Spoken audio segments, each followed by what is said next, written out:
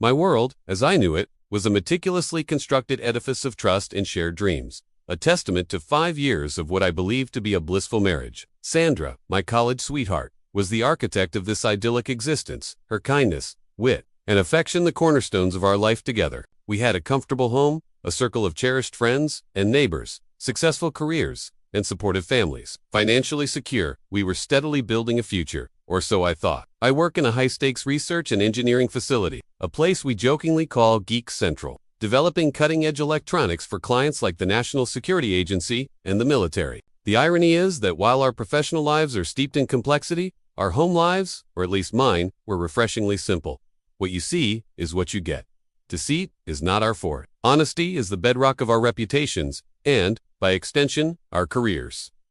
Geeks, as a rule, do not lie. We understand the profound importance of credibility, both personally and professionally. Sandra, on the other hand, navigated the intricate world of high finance at Wilson & Wilson, a major player in funding large-scale construction projects across the mid-Atlantic states. I often felt like an outsider when interacting with her colleagues. While they possessed a remarkable grasp of financial intricacies and were adept at spreadsheet wizardry, many lacked the academic credentials I might have expected. Their world seemed to revolve around prestige and conformity, a stark contrast to my own. This disconnect was subtly underscored by trivial things, like their bewildered reaction to us naming our cats Oscar and Ned. After an old, somewhat obscure literary reference, one of Sandra's coworkers had suggested names of more mainstream famous figures, highlighting the chasm in our perspectives. In their realm, personal ambition often seemed to eclipse individual integrity. The unease I initially felt around Sandra's colleagues began to crystallize during an office Christmas party held at the Marriott Hotel adjacent to their building. Amidst the free-flowing beer and the mingling throngs, it became increasingly difficult to distinguish between employees and their spouses. Overhearing a woman casually mention her work husband sent a disconcerting ripple through me. It was a jarring reminder of the prevailing worldview in Sandra's professional circles, one where connections were often forged for utilitarian gain, and loyalty could be disconcertingly transient. I did not harbor animosity towards them initially, but comments like these began to erode any goodwill I might have held. It was an unpleasant remark, catching me completely off guard. My first instinct was to turn and identify the speaker, but a stronger, more primal urge to remain unnoticed, to simply listen and observe, took hold. Stop. Listen. Do not react. Blend into the backdrop. A voice in my head insisted. Then I heard one of them say, "We will all get the next week off. I suppose we will be fine without crossing the street," eliciting laughter from her companion. "You could always make up a tiny account. Emergency." The other added, drawing even more What did they mean by crossing the street? Were they suggesting they would need to return to work during the Christmas holiday? The ambiguity of their conversation was unsettling. Regardless of my discomfort, I tried to reassure myself that I had made the right decision in marrying Sandra. Whatever they were implying, it could not possibly involve her. With that, I pushed the uneasy feeling aside and tried to rejoin the festivities. For the next 3 weeks, the incident faded from my conscious thought. However, one Friday evening, as I ascended the carpeted stairs from our basement, I heard Sandra's voice from the kitchen above. "All right, I will take care of it. What exactly is the point of having a wife?" She chuckled into the phone. "Wife? What was that supposed to mean?" I rounded the corner just as Sandra was hanging up. "What was that about?" I inquired, trying to keep my tone neutral. She was visibly startled by my sudden appearance. "Oh, that was Martin Harris," she said, a little too quickly. "It is work-related. I have to go into the office tomorrow, and we will likely have some late evenings next week. There is an opportunity to put together a financial package for a new apartment development. They intend to use J Street Center," she explained. The memory of the odd conversation at the Christmas party resurfaced with unsettling clarity. "This sounds like a minor account emergency," I remarked, echoing the words I had overheard. Sandra chuckled, though it sounded a bit forced. "I would not call it an emergency, but it is an opportunity we cannot afford to overlook." I could not help but voice my disappointment. "We have both been working such long hours this year. I was hoping we could take things easy this month and spend more time together." "Please, sweetie, do not be upset," Sandra said, placing a hand on my arm. "These opportunities do not come around often. You must seize them while you can, or they slip away." She paused, then added, "I will make it up to you." Her earlier mention of wife still nagged at me. "What about the wife talk?" I asked, attempting a light-hearted tone. "I assumed you were my only wife. How many husbands have you had?" Sandra's face flushed, a clear sign I had caught her off guard. She quickly tried to cover it with a smile. "Only you, silly. It is just something we say in the office. We joke that we see more of our work partners than our actual partners at home. It is just some office humor. Everybody says it." Despite her attempt at reassurance, the slight tremor in her hands betrayed her underlying anxiety. I will go in for a few hours tomorrow to get things started, and then we will spend the rest of the weekend together," she promised, her smile not quite reaching her eyes.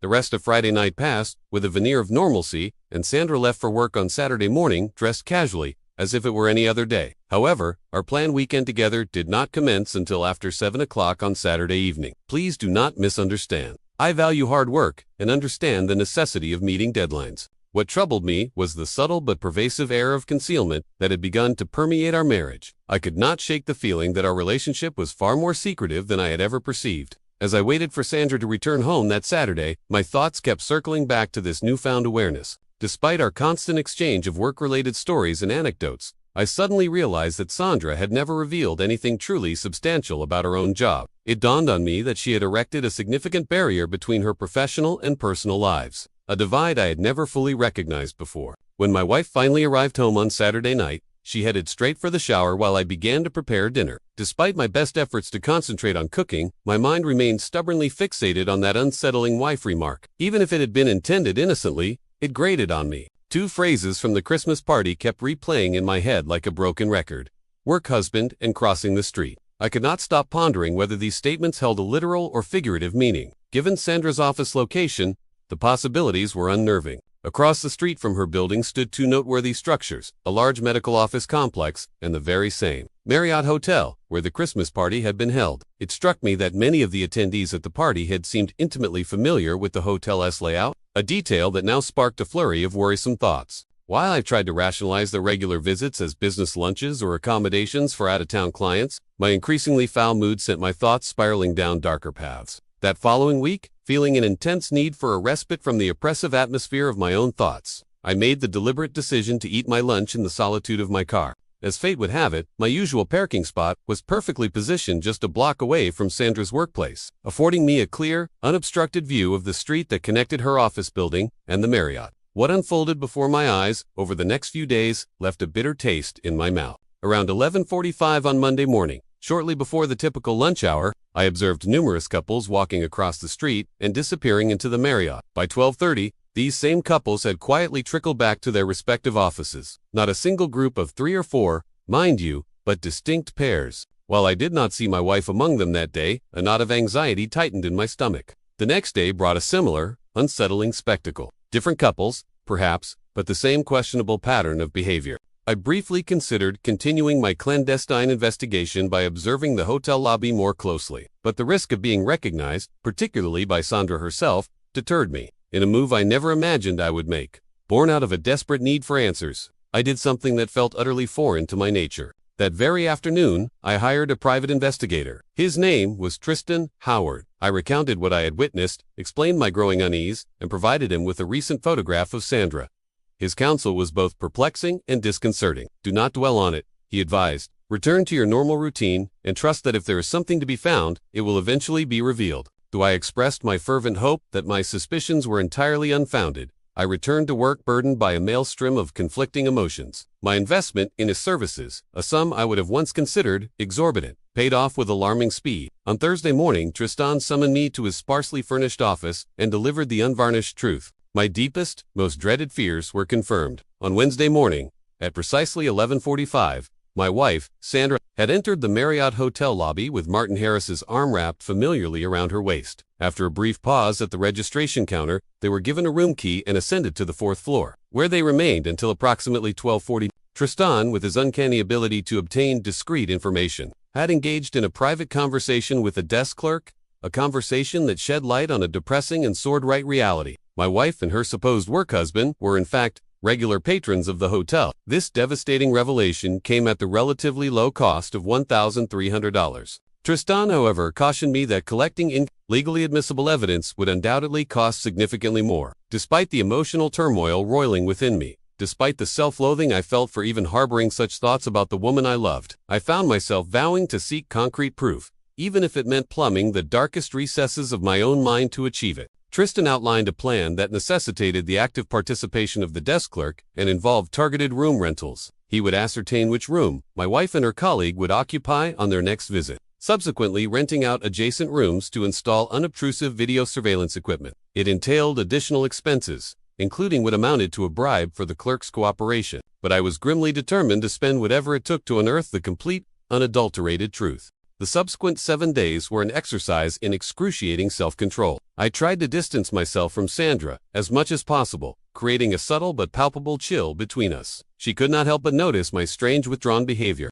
I dismissed her concerned inquiries with vague, unsatisfactory references to work pressures, though I doubted she found my feeble justifications even remotely convincing. Despite my best efforts to maintain a facade of normalcy, my profound sadness was an undeniable presence in our home. When Sandra indicated a desire for intimacy, I grudgingly, and with a heavy heart, complied. A part of me, a desperate, clinging part, still hoped that if I had not yet discovered anything substantial, perhaps there was truly nothing to find. However, even as we made love, my heart was a leaden weight in my chest, heavy with a toxic brew of rage, betrayal, and despair. My marriage, the very foundation of my adult life, seemed to be crumbling before my very eyes, yet I lacked definitive evidence and a coherent, logical explanation for the gnawing anxieties that consumed me. Tristan's call, when it finally came, felt like a death knell. The clerk had confirmed their reservation. They had booked a room for the following Wednesday, for both the morning and the evening. The next day I found myself back in Tristan's office, clutching a small, innocuous-looking thumb drive that contained the evidence that had irrevocably shattered my world. Watching the heartbreaking, 40-minute film of my beautiful wife, the woman who had been the undisputed center of my universe, engaging in intimate, passionate actions with her alleged work husband, Martin Harris, left me utterly and completely broken. During times of intense turmoil, a geek's mind can travel down strange and unexpected avenues. I recalled an old, somewhat morbid story about a man who, upon discovering his wife's infidelity, confronted her lover with a revolver, uttering the chilling warning, "Do not laugh, you are next." But I vowed to myself, amidst the raging tempest of my emotions, to maintain some semblance of order, some measure of control, amidst the impending chaos. They would suffer the consequences of their profound betrayal, and I, somehow, would muster the courage to walk away with my dignity, if not my heart, intact. Before confronting the devastating reality head-on, I knew I needed some time away, some physical and emotional distance. Being under the same roof as Sandra had become an exercise in suffocation, the air thick with unspoken accusations and palpable deceit. So, I informed my supervisor that I needed to take the remainder of the week off, fabricating a flimsy excuse about needing to be at our Wallops Island facility for an urgent project over the weekend. If anyone at work questioned my sudden departure, this would provide a plausible explanation. I hastily packed a small suitcase, left a brief, intentionally vague note for Sandra, and set out on a journey westward, away from the wreckage of my marriage. Fortunately, I had a childhood buddy, Lucas, who was living about an hour past Baltimore. He generously, and without asking too many questions, offered me refuge for the weekend. I heaved a sigh of profound relief, knowing I would not have to face Sandra, would not have to pretend that everything was normal. In my current fragile state, I could not imagine feigning normalcy. It was all I could do to keep my emotions from completely overwhelming me, to gather my scattered thoughts and begin to formulate some semblance of a plan. Ironically, leaving that deceptive note was the first time I had ever consciously lied to my wife, and the act weighed heavily on my already burdened conscience. But in that moment, escape was paramount, and I was not yet ready to reveal my hand, not yet ready to unleash the storm that was gathering within me. As I drove west, the miles blurring by in a haze of grief and anger, I found myself grappling with fundamental questions about the woman I thought I knew so intimately. Had she mastered the art of compartmentalization to such a profound degree that she could rationalize having, in essence, two husbands? One thing was glaringly, painfully clear. My wife had mistaken my unwavering trust for naivety. I was never naive, and misleading a husband who had placed his complete and utter faith in her was, I was beginning to realize, a far more complex and insidious undertaking than I could have ever imagined. The era of blind trust was definitively, irrevocably over. My marriage was in shambles, a catastrophic ruin awaiting its final, inevitable demolition. This was only the beginning of my descent, and the start of their reckoning. I could feel a cold, hard resolve solidifying within me, a sliver of ice in the inferno of my pain. They would all pay, every last one of them, and I would be the one to deliver the retribution, a quiet, methodical architect of their downfall. Just as Sandra had once been the architect of our shared, now shattered, dreams, the twist, the beautiful, terrible twist, was that their destruction would be far more public, far more ruinous than they could ever conceive. And I, the supposedly clueless, simple geek, would be the one to orchestrate it all, with a precision and ruthlessness that would shock them to their very cores. Childhood buddies possess an almost uncanny ability to see straight through the carefully constructed facades we present to the world. They have known you through awkward phases and triumphs, privy to your history, your present struggles, and often, your innermost unvoiced thoughts. There is simply no hiding from them. Within minutes of my arrival at Lucas's house, the turmoil etched on my face told him everything. He did not need words to understand the depth of my despair. As I haltingly recounted the devastating discovery of Sandra's betrayal, his reaction mirrored my own simmering rage. But it was his wife, Tiffany, a woman of remarkable insight and composure, who gently persuaded us to temper our fury, to approach the situation with a degree of rationality, however difficult that seemed. She did not attempt to defend Sandra's actions. Rather, she encouraged me to consider my long-term aspirations, to avoid behaving rashly in a way I might later regret. A woman's perspective, I was beginning to learn, is often essential to gain a true understanding of the complex social dynamics at play in such situations. While my rage was understandably, and intensely, focused on my wife and her so-called work husband, Martin Harris, Tiffany's perspective widened to encompass the larger, more insidious backdrop of the workplace culture that had apparently fostered such behavior. In her astute opinion, it was often the women who wielded a certain power over these sexual dynamics. Whether by actively participating or by turning a blind, complicit, men are, by nature, somewhat picky. It is up to women to civilize them, she remarked, sharing a knowing, almost conspiratorial smile with her husband. Lucas, to his credit, reluctantly, but tellingly, agreed.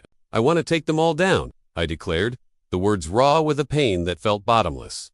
I am divorcing my wife. That deceptive, unfaithful woman has betrayed me in the most profound way imaginable. And it is painfully evident that this is not her first transgression, not by a long shot. My voice was trembling with a mixture of grief and a burgeoning, cold fury. I want to inflict harm on all of them. I want to make Mr. Martin Harris regret the day he was born, strip him of every shred of dignity he possesses, and I want every single adulteress in that morally bankrupt office to rue the day they decided to break their vows, to shatter the trust placed in them. Tiffany listened patiently, her expression thoughtful. Be absolutely certain you are fully prepared for the consequences of such actions, she cautioned gently. There could be factors at play here that you are entirely unaware of. Perhaps she will be filled with genuine remorse. Perhaps she will never repeat her egregious deeds. You adored this woman so much that you chose to marry her, to build a life with her. Do you truly want to toss everything away in a fit of rage? Think about it, Lester. Think very carefully. Reluctantly, yet driven by a desperate need for validation, for someone else to witness the depth of Sandra's betrayal, I presented the damning evidence. Lucas and Tiffany watched the 40-minute video in stunned silence. Martin Harris, it was clear, was no alpha male, no irresistible Casanova. He was a mere pencil pusher, a man whose domain was finance, while mine was the intricate world of advanced electronics and clandestine nighttime operations for national security. He indulged in lavish dining excursions. I thrived on adrenaline and intellectual challenge. Martin Harris was, in almost every conceivable way, utterly and completely for 40 agonizing, soul-crushing minutes. We witnessed my wife, the woman I had cherished and trusted implicitly, submitting herself, both emotionally and physically, to her alleged work husband. She smiled, she even laughed at times, while I felt as though my entire world was collapsing in on itself, imploding into a black hole of pain and disbelief. As the video finally ended, a heavy, oppressive silence filled the room. I turned to Tiffany, my eyes pleading for guidance, for some semblance of an answer in the wreckage of my life. How long should I ponder this? I asked, my voice barely a whisper. How long until the pain stops? Or at least dulls? She merely shook her head, her eyes filled with a profound sympathy that offered a small measure of comfort. She pulled me into a warm, maternal embrace, and then, without a word, began to silently prepare dinner. Lucas, ironically enough, given his chosen profession, had pursued a career in law. He was a litigator, a shark in a suit, a man who thrived on conflict and confrontation. Nonetheless, he remained a steadfast and devoted buddy, and for that, I forgave him his profession. His wife, Tiffany, a high school science teacher, possessed a remarkably analytical and pragmatic mind. Over the course of that long, emotionally fraught weekend, we engaged in numerous, intense conversations. With their unwavering support and insightful perspectives, I began to slowly, painstakingly, develop a strategy, a plan not just for survival, but for retribution. I contacted Tristan Howard, the private investigator, and explained my evolving intentions. My initial desire for simple confirmation of infidelity had metastasized into a far more ambitious and potentially destructive objective. It would come at a significant cost, both financially and emotionally, but with patience and meticulous planning, it was achievable. We devised a method for categorizing Sandra's office, Wilson and Wilson, in two distinct groups.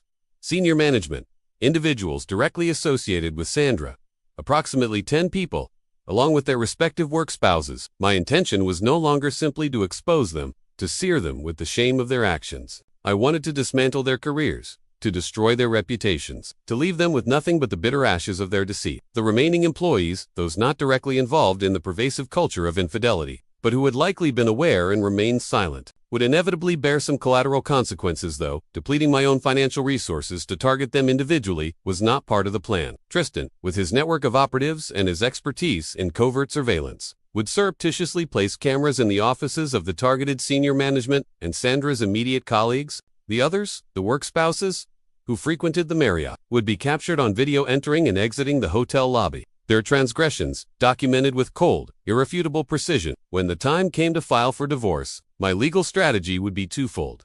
I would sue Sandra for divorce on grounds of adultery, and simultaneously, I would initiate a lawsuit against Wilson, the corporation itself, for fostering a toxic work environment that actively encouraged and facilitated such widespread unethical and immoral behavior. The lawsuit against the company would be the vehicle through which I would reveal the full extent of the transgressions of all the implicated employees. Throughout that torturous weekend, I found myself obsessively replaying memories, searching for missed warning signs, for subtle clues I might have overlooked. There must have been signs, I reasoned, moments of disconnect, of emotional distance, but she had never seemed cold or uninterested. She had always been supportive, engaged, or so I had believed. I had shared details about my highly sensitive work, trusting her implicitly with information that could have significant consequences if Could she truly have lived such a completely parallel life without any outward manifestation of guilt or regret? Was she, perhaps, a sociopath, incapable of genuine empathy or remorse? Her nervous, almost panicked reaction when I had confronted her about the wife remark on that fateful Friday evening indicated that she was at the very least aware of the distinction between right and wrong, or at least acutely aware of the potential implications of her actions being discovered. I could not fathom how someone could maintain such an elaborate and sustained deception without suffering some form of internal collapse, a nervous breakdown somewhere amidst the labyrinth of their lies. A new, worrisome thought began to take root in my mind. By leaving town, by seeking refuge with Lucas and Tiffany, I had unintentionally provided Sandra and her lover, Martin Harris, with the perfect unencumbered opportunity to use our home, my home, for their illicit rendezvous. A fresh wave of anger, hot and visceral, surged through me before I recognized the utter futility of dwelling on it. In the grand catastrophic scheme of things, their actions in my absence were almost insignificant. I had already made the irrevocable decision to divorce her, regardless of her current I resolved, with a grim and steely determination, to reclaim what was rightfully mine from the remnants of our shattered home, and to ensure that Sandra received nothing more than what the law absolutely mandated, and perhaps even less. She was, I now realized, far more calculating, far more steely, than I had ever imagined. I braced myself for the upcoming campaign of deception, for the lies and manipulations that would inevitably follow, as I drove back towards a home that no longer felt like my own on Sunday night. To conserve resources and maximize impact, we made the strategic decision not to film the various work spouses in their hotel rooms on multiple occasions, with the significant exception of my wife, Sandra, and Mr. Harris. This significantly reduced the number of room rentals required and minimized the time commitment for trysts surveillance crew. When it came to Sandra, however, I wanted to eliminate any possibility that she might attempt to dismiss her actions as a one-time lapse in judgment, a momentary, regrettable indiscretion. 3 separate, documented instances of her infidelity with Harris would demolish any such illusions. In barely 2 weeks, we accomplished our primary intelligence gathering objectives. Those weeks were an unmitigated hell for me, a constant, gnawing ache of betrayal and suppressed rage. Yet, paradoxically, I savored every moment of the meticulous planning, every successful acquisition of evidence. Some might question if a single instance of infidelity was sufficient grounds for the level of retribution I was planning. Perhaps, but my desire for vengeance, for a comprehensive cleansing, extended beyond Sandra and Mr. Harris.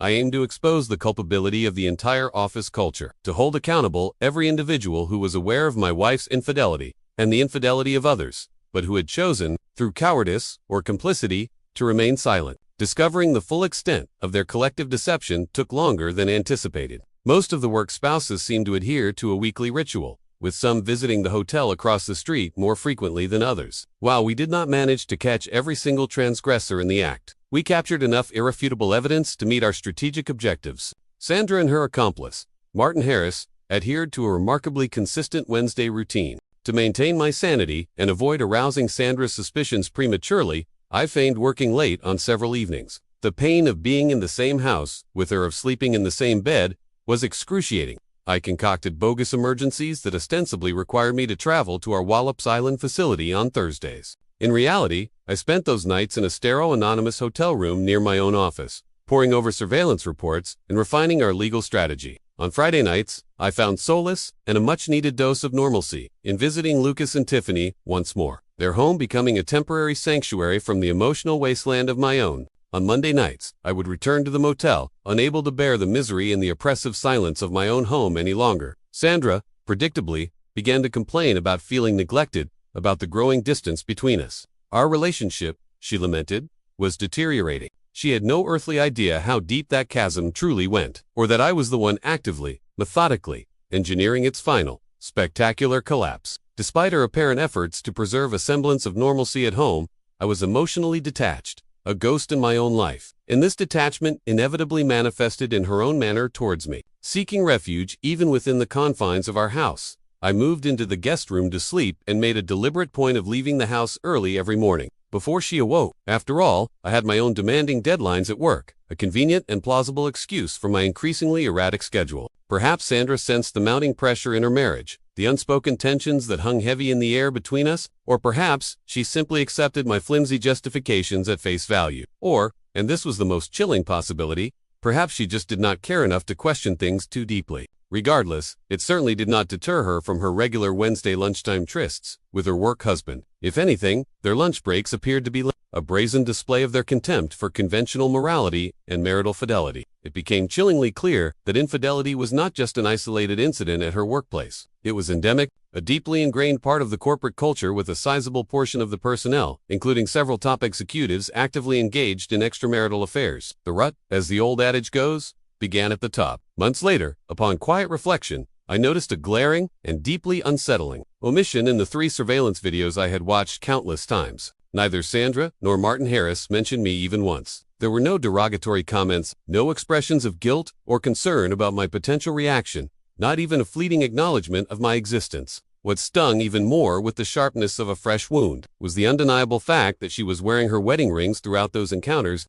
a silent, glittering monument to her utter disregard for our marriage vows, for the sanctity of the commitment we had made. It was as if I were invisible, a non-entity in that particular compartment of her life. While there was an undeniable sense of warmth, of easy familiarity, between the two lovers, it felt strangely hollow, a curious lack of genuine, deep intimacy, the kind one would anticipate from a truly committed, loving relationship. They were clearly more than casual partners, yet they fell short of being true, soul-connected lovers. It was a bizarre, almost transactional intimacy. The instant I saw my wife and her work husband saunter nonchalantly through the Marriott lobby, his arm clutching her waist possessively on their way to their clandestine rendezvous, I knew, with absolute certainty, that our marriage was beyond saving, beyond any hope of reconciliation. Watching them engage in their sordid tryst on the grainy surveillance footage only solidified my resolve. There would be no place for debate, no room for justifications or tired, predictable about being unhappy or misunderstood. I was determined to end not only our marriage, but also to bring about the utter annihilation of her entire toxic workplace.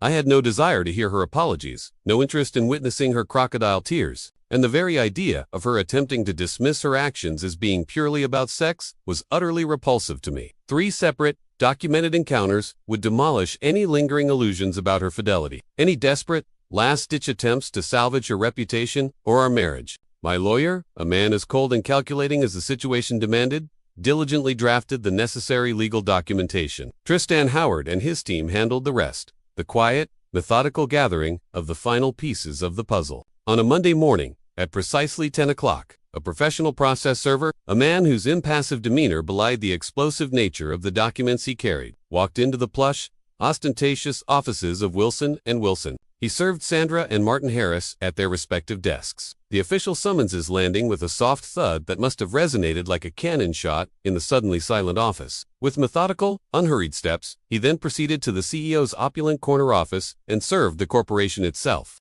It was almost deliciously ironic, in retrospect, that the CEO, a man named Simon Wilson, was himself deeply complicit in the very same culture of infidelity I was seeking to expose and dismantle. At 67 years of age, he flaunted a trophy wife young enough to be his granddaughter. What compelled him to seek solace and illicit companionship in the arms of a 25-year-old secretary remained a mystery. One I had no interest in solving. My phone began buzzing insistently at 10:20.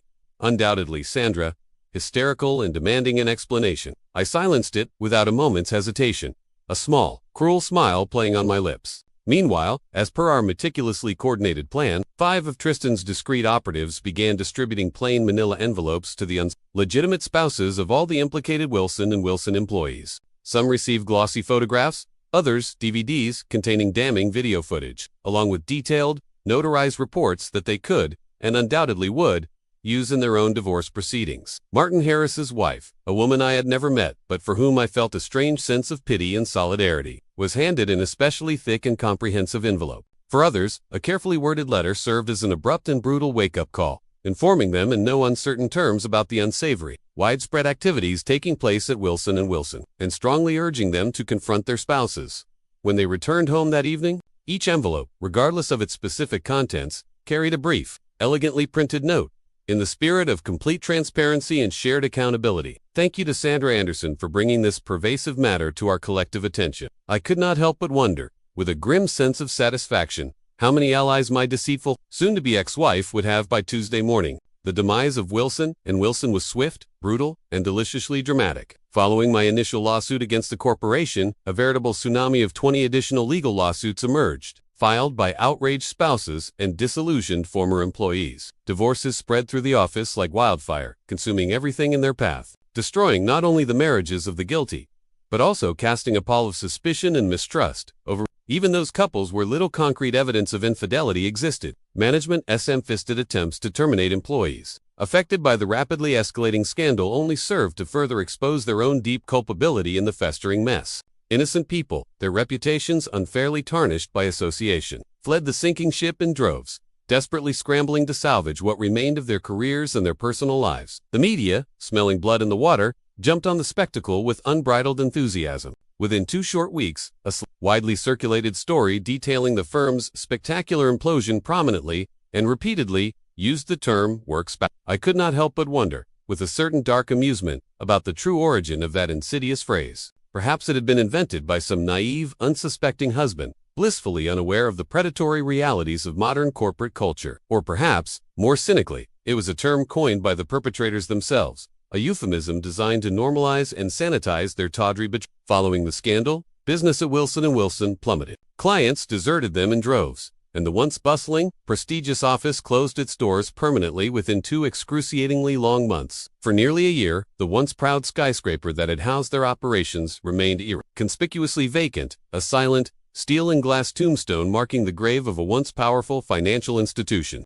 Eventually, inevitably, I found myself sitting across a polished mahogany conference table from Sandra in my lawyer's office. Tears, genuine or feigned, I could not tell, flowed freely down her cheeks as she struggled, unconvincingly, to express some semblance of regret. After weeks of receiving a barrage of angry, incoherent texts, interspersed with desperate denials, pathetic pleadings, and laughably inept attempts at bribery and negotiation, she finally, grudgingly, accepted a minuscule fraction of responsibility for her conduct. She blamed her egregious misdeeds, with a breathtaking lack of self-awareness, on the irresistible allure and the high-pressure environment of the world of high finance. I tried, for a fleeting moment, to understand the supposed link between engaging in systematic infidelity and working in the financial sector. But it was a connection that remained stubbornly, opaquely, embedded in a societal logic that was entirely alien to me. However, her apology, if one could even call it that, was remarkably short-lived. In an odd, almost surreal turn of events, she attempted to shift the blame onto me,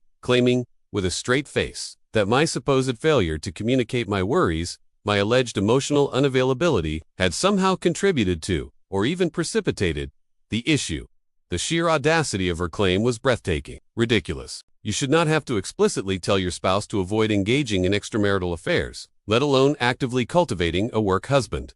In the first place, Sandra's infidelity, the intricate web of lies and deceit she had so skillfully woven, remained a confusing, infuriating mystery to me. She never provided an adequate, or even remotely plausible, explanation for her actions. All I could tell, with certainty, was that she had undergone a profound and profoundly disturbing metamorphosis. The once bright-eyed, seemingly honest, and ambitious young woman with a genuine passion for her career had transformed, almost imperceptibly at first, into a deceptive, duplicitous, and morally bankrupt individual, apparently guided by the cynical and self-serving slogan, "What he does not know will not hurt him." Tristan later informed me based on his continued, albeit less intensive, surveillance that their illicit liaison had, in fact, only ever taken place on Wednesdays, strictly during their extended lunch breaks. They had not, as I had initially feared, taken advantage of the opportunity to meet during my carefully orchestrated departures from our home on those weekends. It seemed as if Sandra practiced some bizarre, almost ritualistic, form of compartmentalized dual marriage, a strange moral calculus in which adultery was permitted, even perhaps encouraged within certain unspoken boundaries, but not entirely without its own peculiar, twisted set of rules. Kristen, in a moment of uncharacteristic philosophical reflection, sought to justify her behavior, or at least explain it, by claiming it was some kind of bizarre,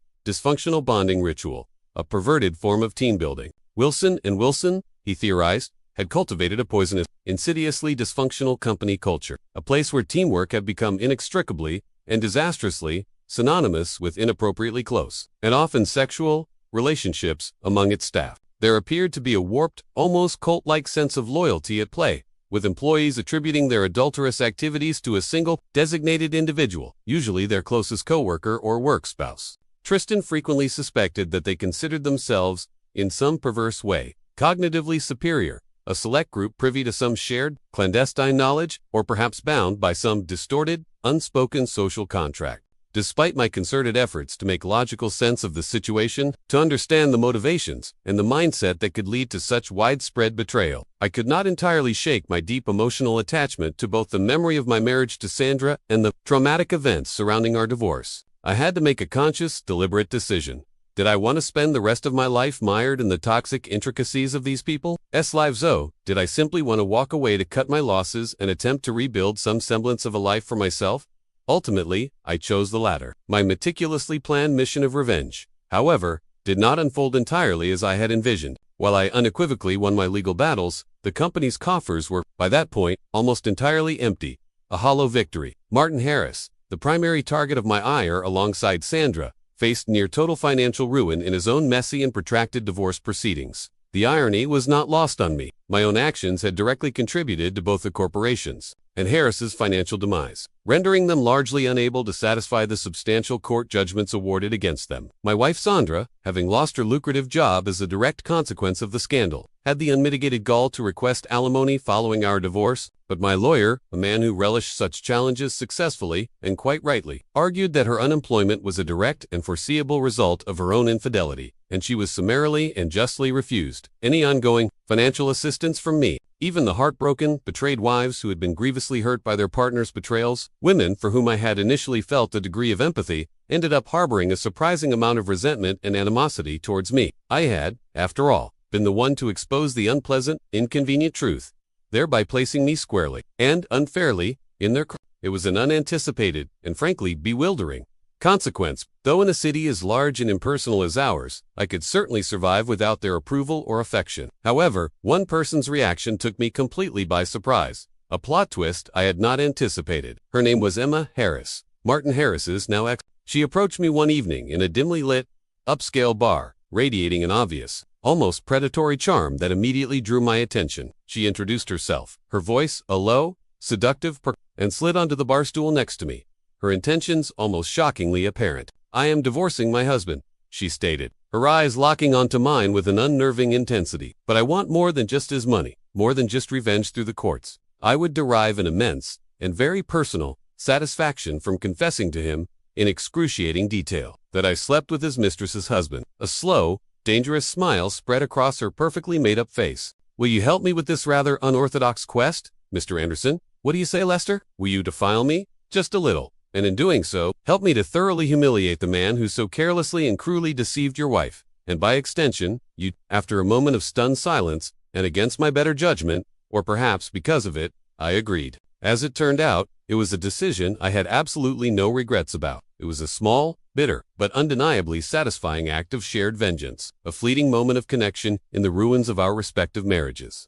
Sandra's family, as expected, was initially furious with me, blaming me for the public humiliation and the implosion of her career. However, I decided to address the situation head-on, with cold, hard facts. I showed them the incriminating footage, the undeniable proof of her betrayal. They were, to their credit, visibly shaken, filled with a mixture of shock, disappointment, and profound sadness after witnessing her calculated deception. There were apologies, there were tears, and ultimately, they reluctantly exonerated me of direct responsibility for the divorce, though they still predictably tried to urge me to find it in my heart to give Sandra another chance to consider reconciliation. But forgiveness, true forgiveness, remained stubbornly, frustratingly elusive. I could not recall Sandra ever genuinely, humbly asking for it, and my heart, already bruised and battered, had hardened into a cold, impenetrable stone. For more than a year now, reflecting on the tumultuous events of my divorce, I cannot help but feel a profound sense of irony. Despite my extensive expertise in the realm of high-tech electronics, the sophisticated world of surveillance and counter-surveillance, Sandra's infidelity was ultimately uncovered using the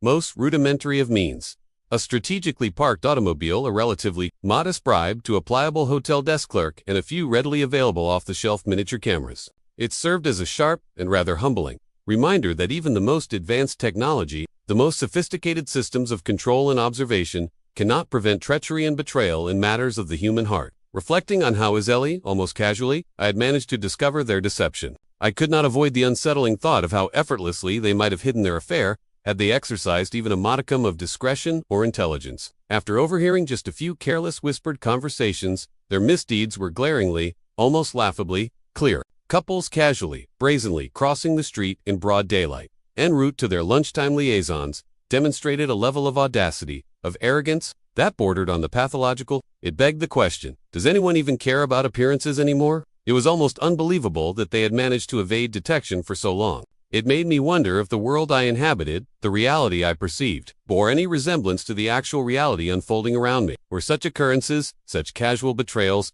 prevalent in the field where I worked, a place supposedly populated by rational, logical, and principled individuals? Those few colleagues who occasionally boasted about their romantic triumphs were typically solitary, somewhat pathetic figures, their sole, and most reliable, friend being their own hand. Once again, I found myself on the sidelines, an observer of the cool kids' reckless, self-destructive antics from a safe, and increasingly cynical, distance. I occasionally see Sandra in passing, fleeting glimpses on the street, or in the aisles of stores we once frequented together. We never speak. I am largely unaware of her present pursuits, nor do I particularly care to know. When our gazes happen to meet, for the briefest of moments, I sometimes notice a flicker of what might be grief, or perhaps regret, in her eyes. But I find I cannot bear to hold her stare for long. The sight of her, even now, still pulls at something deep within my heart, a dull, persistent ache, a painful reminder of the life I once had, the future I once envisioned, all of it, now lying in irreparable ruins. I have rounded a difficult corner, and I am slowly, tentatively, moving on a new path, one I did not choose but must now navigate. Like an unwitting detonator, I set in motion a chain of events that shattered not only our relationship but also, in many ways, my own carefully constructed sense of identity, my belief in the fundamental goodness of people, and the enduring power of love and trust. The world is a far colder, more cynical place than I ever imagined, and I, Lester Anderson, the quiet, unassuming geek, have learned that even the most meticulously engineered systems can fail, especially when the faulty components are human hearts. The ultimate twist, however, the one I am only now beginning to comprehend, is that in destroying their world, I also inadvertently began the painful but necessary process of rebuilding my own on a foundation of brutal honesty and hard-won wisdom. And Emma Harris? Well, let us just say that some alliances, forged in the fires of shared betrayal, can be surprisingly therapeutic. The end. The end. Thank you for liking.